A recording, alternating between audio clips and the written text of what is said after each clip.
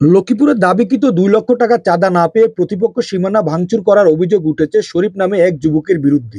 তবে অভিযুক্ত ব্যক্তির দাবি, চাঁদা নয়, জমি সংক্রান্ত বিরোধের জেরে তার প্রতিপক্ষ মিথ্যা অভিযোগ তুলছেন। বুধবার ১১ ডিসেম্বর সকালে লক্ষ্মীপুর পৌরসভার ১২ নং ওয়ার্ড আবিরনগর এলাকায় এই ঘটনা ঘটে।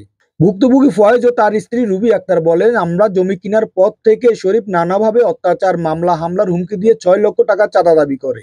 ২ লক্ষ টাকা দেওয়ার পরও রাতে লোকজন দিয়ে আমাদের সীমানা প্রাচীর ভেঙে দেয়।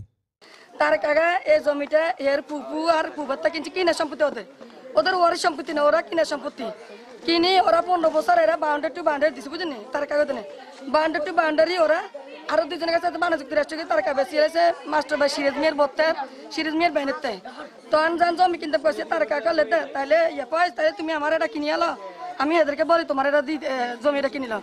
তো আঙ্গরে বলছেন আমরা গেছি এরা বা আঙ্গলা বানা যুক্তরাষ্ট্রীয় পরে টাকা দিই আমরা আবার রেজিস্ট্রি করে এলাইছি আমাদের নামে, বুঝলেন ১৫ বছর ওরা গেছে, এরা ওদেরকে কিছু করতে পারে না।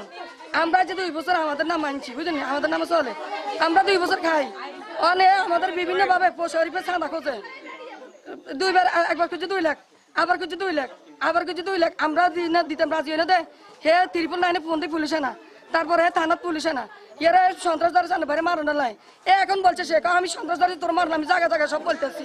এ বলছে এরা আমরা কালকে সন্ধ্যার দিকে এরা বিম ডালাইছি, আমাদের এখানে সব লোক আছে, বিম ডালা দিচ্ছে, বেশ ডালাই এ দিতে বলছে এরে 6 লাখ টাকা জানতেছে, 2 লাখ টাকা দিচ্ছে, তারপরে তারা অন বিম ডালা দেওয়ার পরে আমরা সব চলে গেছি। শরীফ, মানিক, রিফে এরা যা আছে সবাই মিলে আর লোক কেস আমরা জানি, ওদেরকে দেখি না, এরা রাত্রে সব সোলা বলে তছনছ করে দিছে।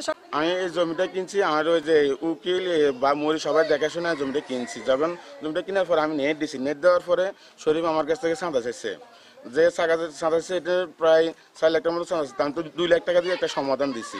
সমাধান দেওয়ার পরে যাক আমি নেটে দিয়ে ওকে করে রাখছি। এর পরবর্তীতে কত 6 মাস 1 বছর যাওয়ার পরে আমি বাউন্ডারি করতে গেছি, এখন বাউন্ডারি কাজ হচ্ছে 3 সাইড করছি, এখন তারা আমি 6 লাখ টাকা চাঁদা দিতে হইব। 6 লাখ টাকা চাঁদা না দিলে সে আমার বাউন্ডারি করতে দিবে না। 3 সাইড করতে দিছে, এখন 1 সাইড করতে দিবে না। এখন আমার ওই যে 319 ফোন দেয়, এমনকি থানা যাই অভিযোগ করে, বিভিন্নভাবে আমার যন্ত্রণা করে, বিভিন্ন আমার এই নেতা খেতা দিয়ে আমার এই হুমকি ধমকি দেয়। তাহলে ফজলুম একটা আছে বিএমপি করে ফজলু যে মুক্তার বাড়ি, হেও আসি আমাদের দম দিতেছে, থানা তো বৈঠক করছি, ওখানেও আমার দম কাটতেছে যে টাকা দে তাহলে কাজ করতে পারবি। এদিকে অভিযুক্ত শরীফের স্ত্রী নুন্নাহারের দাবি, ফয়েজরা নিজেদের সীমানা প্রাচীর নিজেরাই ভাঙচুর করে তাদেরকে ফাঁসাচ্ছে।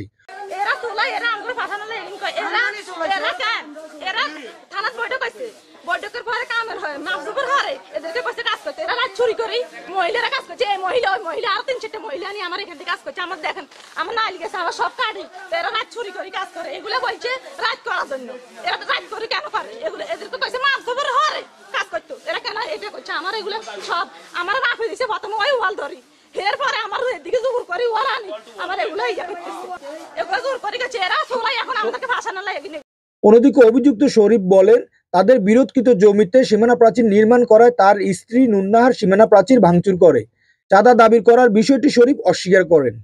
এই প্রথমটা উঠছে এখানে ওয়াল, এরপর দ্বিতীয় ওয়াল আমার এখানে উঠেছে, উঠানোর পরে আমি থানায় উঠছি, থানায় আমি উজু দেওয়ার পরে দারোগা শুদ্ধে আসি, ওদেরকে নিষেধ করছে যে এটার পরে আমরা এদিকে কাজ করি না, বৈঠক হলে তারপর আমরা সমাধার পরে মাপজব হলে কাজ করি।